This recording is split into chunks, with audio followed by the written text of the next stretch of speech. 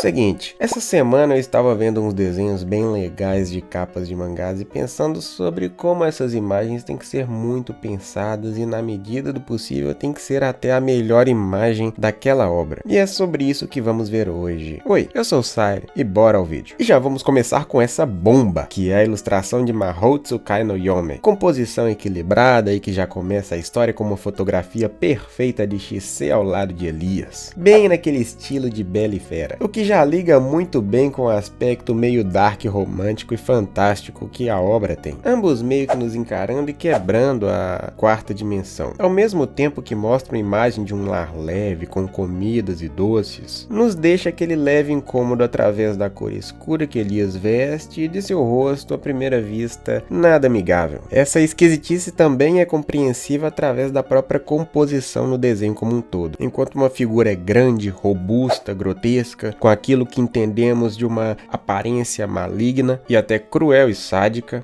do outro lado temos uma personagem de aspecto infantil, pequena, com cores quentes em contraste à cor negra do nosso outro personagem, e que nos transmite uma imagem de uma personagem sensível e em apuros, talvez. O desenho tem uma mistura de traço limpo com composição rica em detalhes, especialmente nas roupas e objetos. A estética é o que seria uma fusão de um clássico europeu que remete a fantasias e coisas de contos de fadas e uma fantasia moderna japonesa. O uso especialmente da cor vermelha no título e nos cabelos da protagonista cria um foco visual que guia o nosso olhar como espectador, e enquanto isso a outra figura ela meio que se prende ao fundo da imagem. Então, enquanto uma figura ela salta para fora da imagem, a outra tenta se misturar ao fundo ao mesmo tempo em que cada uma das figuras tem a cor principal do outro quase que escondida, indicando suas semelhanças e proximidade de um modo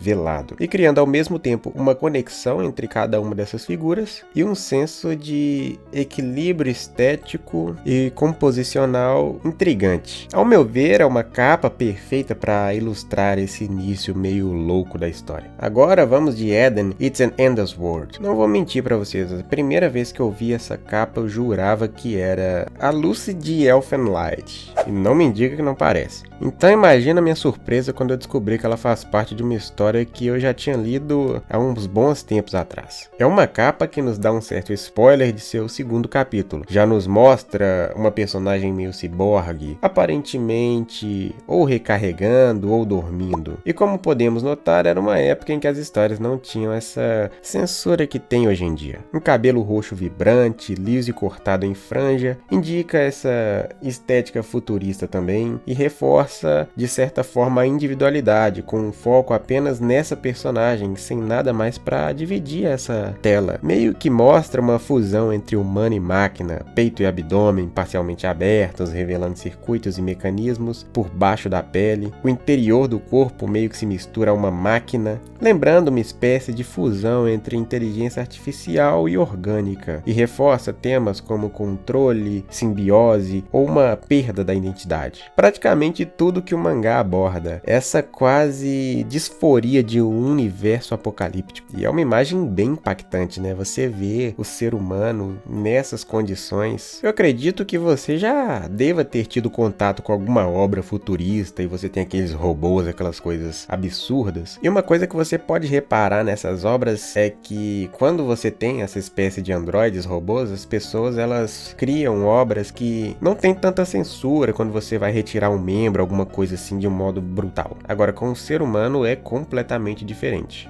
Em média, o gore não é muito agradável de ser visto. E como a imagem ela gera esse aspecto meio robótico, só que com partes meio humanas ainda, acaba criando todo esse impacto à primeira vista, que chama uma atenção absurda para a obra, né? Apesar de ser o segundo capítulo. Agora, indo com Fairy Tail, o mais perceptível aqui são os ângulos utilizados. Essa brincadeira entre as elevações que acabam culminando nesse quase jogo de detalhes e proporções que resultam em uma ilustração ilustração muito bonita no final. Diferente das duas primeiras, eu penso que essa é uma ilustração mais divertida. Não tem tanto simbolismo quanto as primeiras que eu apresentei. A principal característica dessa ilustração é chamar a atenção através da escolha da composição e da própria técnica, que indica um bom domínio da arte do desenho em si. Não é segredo para ninguém que Hiro Mashima se inspira bastante em Oda e pegou essa estética de personagens alegres e carismáticos de One Piece para a sua obra também. O que deu muito certo, né? A composição como um todo é linda e indica que, mesmo sendo a primeira capa de uma obra, o que podemos ver é que são desenhos bem projetados, personagens aparentemente marcantes e um bom domínio da estrutura tanto de composição, fundo e proporção, além de uma organização precisa entre a disposição de textos e imagem, característica essa que se mantém ao longo de toda a sua história. Agora, se tem uma coisa que Kakegurui é incrível, é nas suas capas. É uma verdadeira aula de design e foi até difícil escolher uma. Na verdade, escolhi essa por causa da Yumeko e da personagem forte que ela é. E a imagem nos passa exatamente essa percepção. Esse minimalismo e ao mesmo tempo que traz essa sobreposição de padrões que não respeita as dobras de roupas e mais ainda, a forma com que a letra se mistura com a imagem. Não estou fazendo uma análise aqui de títulos e letras porque na maioria das vezes eles estão lá porque tem que estar. A imagem é projetada e depois você dá um jeito de encaixar ali o título da obra ou qualquer outra coisa nesse sentido. Muito diferente daqui, onde elas foram pensadas e projetadas na composição, de uma forma que você consegue ler elas como se fosse parte inerente da imagem, o que gera uma leitura suave e guiada. A capa nos traz uma jogadora e, como tal, arrogante, forte e confiante. Um fundo branco com elementos gráficos cortando a imagem como se fossem pedaços de cartas ou fragmentos de vidro, sugere um ambiente de jogo, riscos e imprevisibilidade. As palavras do título aparecem despedaçadas em planos diferentes, o que remete à instabilidade e tensão da obra. Os cabelos pretos e longos de Yumeko estão em movimento como fitas ao vento, criando dinamismo e tensão visual. É como se ela estivesse no meio de uma decisão, já anunciando ali uma possível vitória. Tudo combina muito bem e é até difícil escolher. Uma das principais características dessa obra é esse grau de unidade que cada uma das capas tem. E podem me julgar o que for, porque apesar de eu gostar muito do Kurumada e ele ter criado uma obra deveras incrível, as duas histórias que eu mais acho interessantes desse universo não têm a participação completa dele, especialmente nos desenhos. E isso obviamente inclui as capas. Então aqui eu vou mostrar duas. Uma de Shiori Teshirogi e outra de Megumu Okada.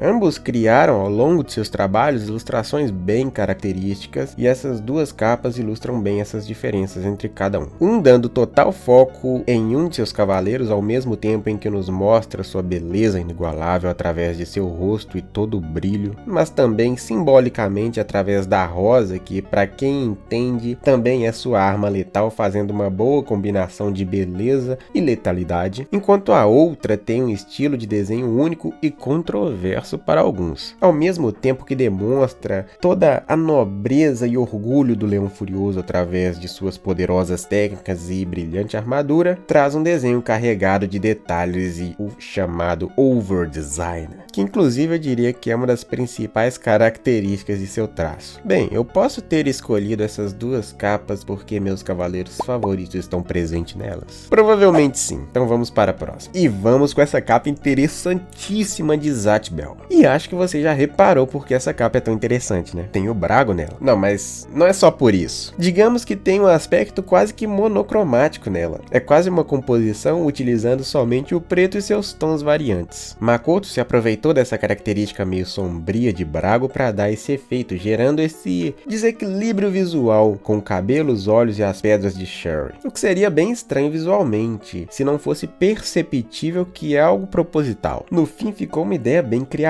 e por mais que seja quase uma pose para a foto, vocês sabem o que eu penso sobre esse tipo de imagem, né? Mas aqui, por ser a capa e principalmente por ter esse jogo de cores por trás criando essa composição incrível, ficou um desenho assim muito interessante, cara. Agora indo para um mangá de esportes bem conhecido aí, temos de falar dessa capa de Blue Lock, com destaque para nosso querido Nico Ikki. No geral, as capas de Blue Lock não diria que são tão interessantes assim. Acho que tá naquele aspecto aspecto meio passável, sabe? Tem um desenho bem feito, um grau ali de unidade entre cada uma delas, com personagens carismáticos e tal. A maioria com os personagens em busto, fazendo alguma coisa ali que remete a alguma ação na imagem. Enfim, capas legais que servem ali para você apresentar a obra, mas nada demais nesse sentido artístico, digamos. Mas essa capa aqui, para mim, ela chama atenção de uma forma diferente. E é muito por causa da simbologia e da imagem forte que ela cria através desses elementos. Ela nitidamente é feita para uma pessoa que já conhece a obra. Capítulo 25 também, então não é segredo, né? No fim, ficou uma composição muito interessante, com esse gesto que é muito característico desse personagem e que funciona até de modo dúbio. Chama a atenção tanto daquela pessoa que não conhece a obra e que irá enxergar como se esse personagem estivesse te observando com uma espécie de binóculo ou algo assim, mas mais ainda para a pessoa que sabe o significado disso. E só entre a gente aqui, é sempre interessante quando a gente se depara com alguma referência, né? Miruko-chan é uma das obras mais curiosas que tenho lido ultimamente. E essa primeira capa reforça muito isso. Basicamente, uma garota que começa a ver um tanto de espírito obsessor maluco em todo lugar. A imagem, ao mesmo tempo que é assustadora, com um bicho enorme do lado de uma menininha indefesa, também tem aspecto de um humor estranho quando você observa nas feições ela tentando manter a naturalidade ali, naquela situação quase que cotidiana. Pra você que nunca leu a obra, né, se pergunta ali por que ela não tá saindo correndo, por que ela não tá arrumando um escândalo ou qualquer outra coisa desse tipo. E lógico, a obra ela tem uma explicação pelo menos meio que teórica pra tudo aquilo que está acontecendo. No fim, o que era para ser uma imagem assustadora se torna algo bizarramente engraçado. É uma capa que representa de uma forma genial, nos detalhes, esse conteúdo estranhamente cômico presente na obra. Agora bora com The Girl from the Other Side, ou A Menina do Outro Lado, onde o aspecto mais interessante é justamente essa presença do escuro que está engolindo nossa inocente fonte de luz. Mas se você quer saber mais sobre essa obra, se inscreva aqui no canal e aguarde que em nosso próximo vídeo vou trazer tudo e um pouco mais dessa obra no aspecto de desenho. Te vejo lá, né? Até mais!